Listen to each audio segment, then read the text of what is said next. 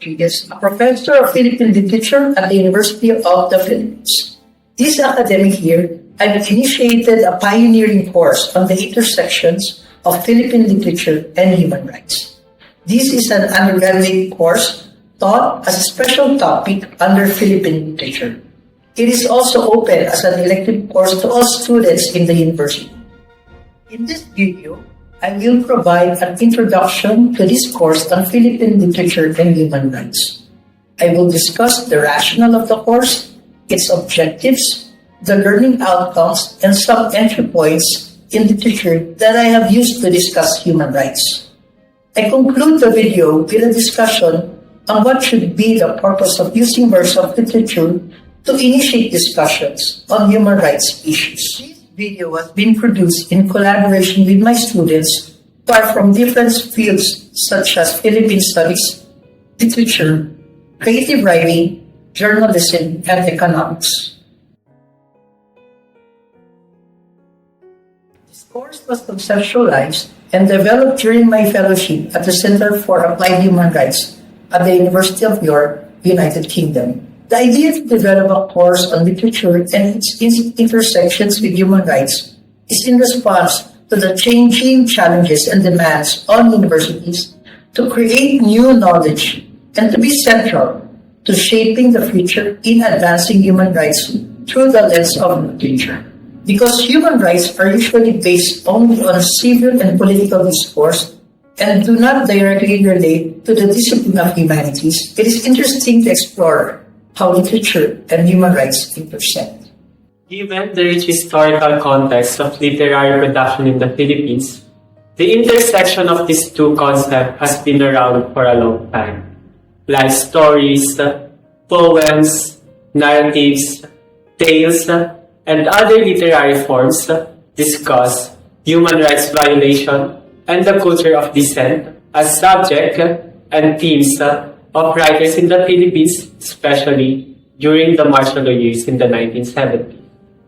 Human rights education through literature as cultural lens aims to be a transformational education in terms of pedagogy that promotes knowledge production about human rights and leads to the practice of social change. It is based on the assumption that education focused on human rights has its impact on the behavior, value, and critical view of students regarding human rights in the social, cultural, and historical context of the Philippines. The overall objectives of the course are: First, it aims for the students to realize the importance of their involvement in the fight against any form of marginalization, oppression, inequality, and lack of social justice in the country. Second, to develop the students' ability to know the varied dimensions of human rights in terms of race, class, gender, and ethnicity, and the relation of these social and cultural categories in the context of competing views and existing problems regarding human rights in the country. Third, be aware of their biases and participation in the promotion and protection of human rights, and how to respond to issues regarding the promotion of human rights, and determine the most effective and appropriate decision regarding a matter related to human rights. And lastly, this course aims for the students to develop both self-confidence and awareness and recognize the responsibility in the promotion and protection of human rights in the country. In conclusion, studying the intersections of literature and human rights should lead to a transformative action by students, be it through their consciousness or practice of everyday life in society.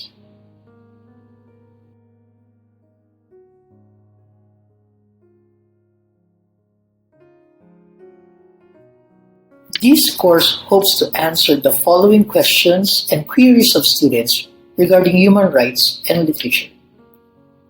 What can literature contribute to the promotion and protection of human rights? What kind of tensions are created by discussing human rights and human rights violations through words and metaphors?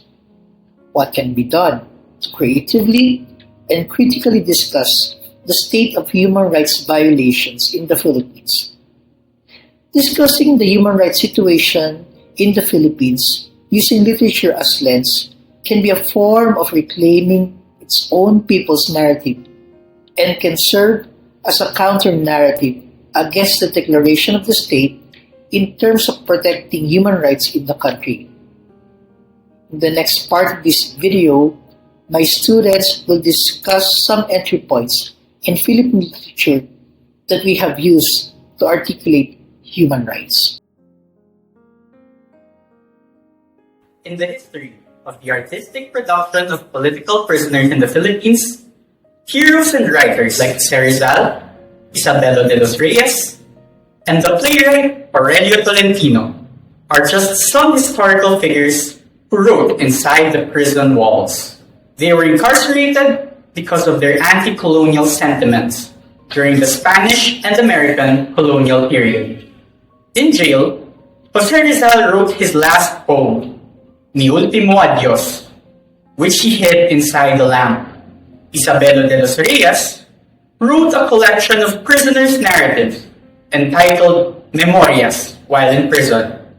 Aurelio Tolentino, on the other hand, was imprisoned for acting a part in the performance of his play Kahapon, Ngayon, at Bukas, a work that is critical of the American colonial rule and condemns the oppressive colonial regime during the early 1900s. These are just some significant starting points for writings about historical events in the Philippines where human rights violations occurred in a colonial system of governance. These writings became a way of recording their experiences as imprisoned writers. It was their writing and participation in the movement against the colonizers that caused them to be imprisoned, and during their imprisonment, they used their pen to denounce the colonial system of governance. Writing became the basis of their ideological and political stance against colonial rule in the country. If the colonial system of governance weaponized the law to silence dissent, the writers used words and their creative imagination to resist it. In the literary history of the Philippines, we can identify some of these works that promote human rights. Life stories, poems, and narratives were used to fight oppression and struggle against social injustice. Words were used to protect those who were most vulnerable and helpless. In the classical poem Isang Dipanglani by Amado B. Hernandez, he revealed the desire to break free from chains of oppression. Similar to colonial times, during the martial law period in the Philippines, the pen became a springboard for writers, particularly political prisoners, to campaign for their release. They were writing poetry, stories, and memoir, and the prison cells served as their muse to talk about their experiences and struggles. Anthologies of poems such as Pintig sa Malamig na Bakal and Fire Tree contained works focused on the desire for freedom outside the prison walls. Studying and reviewing these works can be helpful so that we can further expand students' knowledge of the notion of human rights through the lens of literature written by political prisoners in the Philippines. Po, matapos ang apat na magkakasunod na di umanong enkwentro sa pagitan ng New People's Army at ng AFP.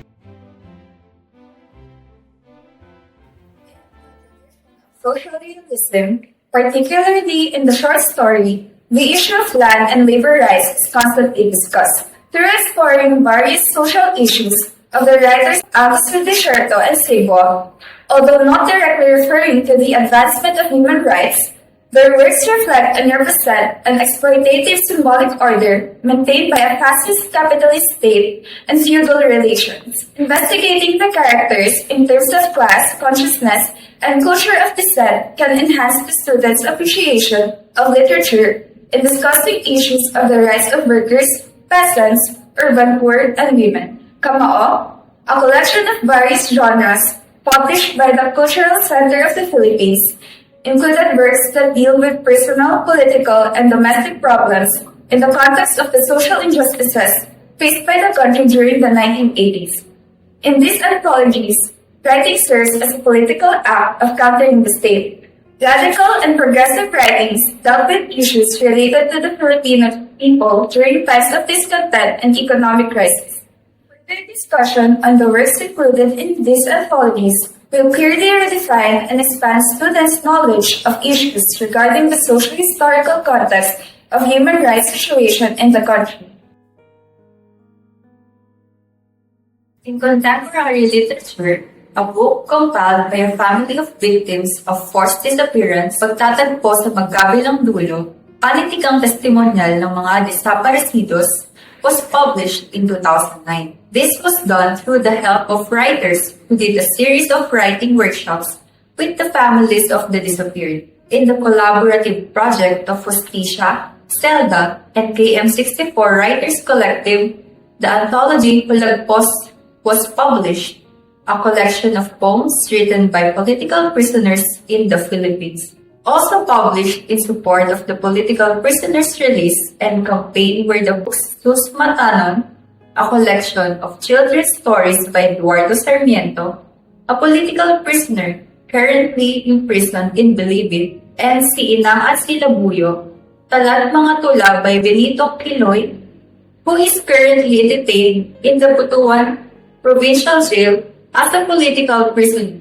Through these works, we can collectively reclaim the narratives of the victims of human rights violations. We realize that the victims are human beings with legal personalities before the law. Is the purpose of teaching the relationship between literature and human rights to teach students to be good or to follow what is right?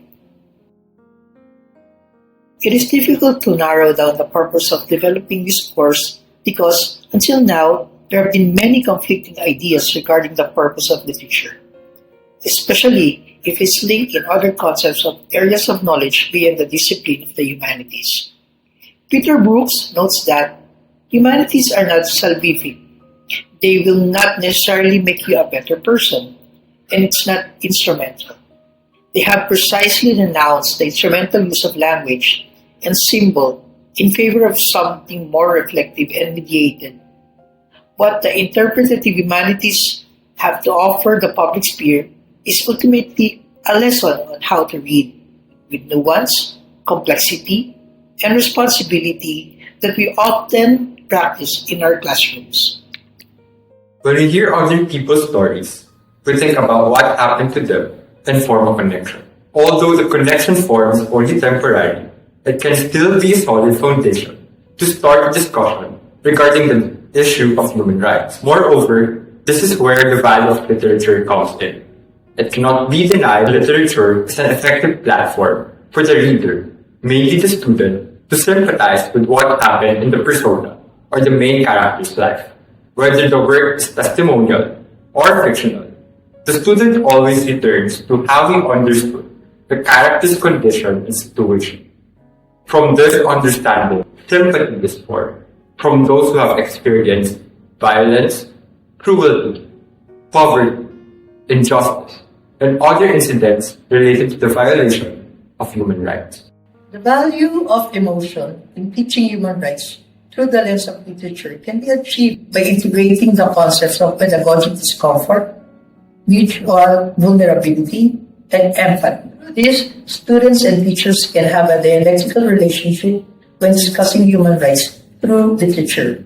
The teacher and student clarify their position on an issue while becoming open to other perspectives. Together, they can identify their biases and the obstacles they are unaware of and have authentic learning. Reading literature and discussing human rights is a learning practice mixed with the development of concern and a greater understanding of the situation faced by those who have been victims of human rights violations. When we instill empathy and concern to students, they learn the value of advancing human rights. The role played by the teacher in teaching literature and human rights is essential. With emotions and empathy, teachers are urged to listen closely to students holding beliefs that may cause harm.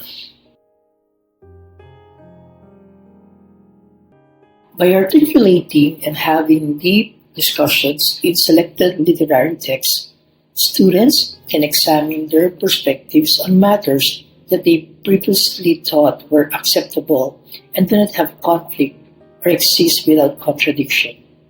We allow them to learn that social injustice results from conflicts in different contexts: race, ethnicity, gender, and class. Once the students have determined this, we hope that they will have a discursive approach to things and understand the complex but dynamic relationships of the concepts that are always associated with the issue of human rights. If we want to affect the students' view of human rights, we need to affect their emotions and feelings and translate them into a more critical and creative way to view the society in which we live in. The syllabus of this course is available at this link. However, I would like to mention that the syllabus is a work in progress and I will be developing it as we learn from the experience of the pilot course. If you would like to share any thoughts or have any comments on the course, do share with us at the email IDs given below. Thank you very much. Maraming salamat po.